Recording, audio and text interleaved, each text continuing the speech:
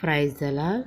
ఆయన ఒలీవ కొండ దగ్గర బెతనియ గ్రామంనకు సమీపంగా వచ్చినప్పుడు తన శిష్యులను ఇద్దరిని పిలిచి, మీరు ఎదురుగానున్న గ్రామంనకు వెళ్ళడి. అందులో మీరు ప్రవేశింపగానే కట్టబడి ఉన్న ఒక గాడిద పిల్లను మీకు కనపడును. దానిని ఏ మనుషుడు ఎన్నడూ కూర్చుండలేదు. దానిని విప్పి తోలుకొని రండి.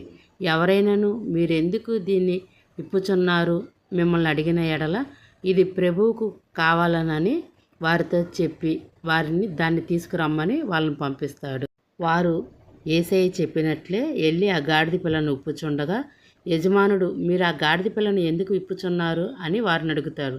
అందుకు ఇది ప్రభువుకు కావాల్సి ఉన్నదని వారు ఆ యజమానికి చెప్పినప్పుడు ఆ గాడిద పిల్లను తీసుకొని వెళ్ళండి అని అతని యజమానుడు చెప్తాడనమాట.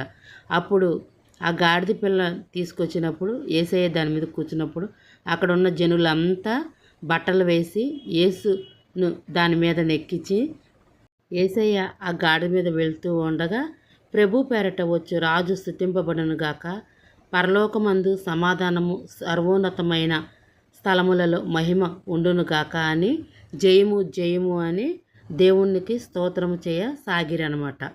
జనులంతా జయము జయమని స్తోత్రం చెప్తున్నప్పుడు అక్కడున్న పరిసయ్యులు సద్దుకయ్యులు నీ శిష్యులను ఆ జయము ఆపమని యేసయ్యతో చెప్తారు. అప్పుడు యేసయ్య అంటారు, వీరు స్తుతించటం మానితే ఇక్కడున్న రాళ్ళు కేకలు వేయునని మీతో నేను చెప్పుచున్నానని ఆ పరిసయ్యులను సద్దుకయ్యుల్ని యేసయ్య గద్దిస్తాడనమాట. అర్థమైందా పిల్లలు? మనం దేవుణ్ణి ఎల్లప్పుడూ స్తుతించుదుము గాక. ఆమేన్. God bless you.